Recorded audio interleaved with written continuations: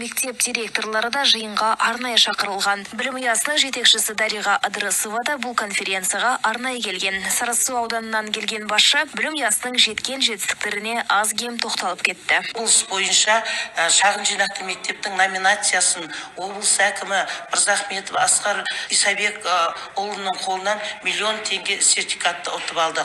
Бүгінгі таңда осы жақында ғана республикалық білім ордам республикалық конкурсқа қатысып, республикадан тағы да бірінші орынды иеленіп 250 мың сертификатын тағы да иелендік.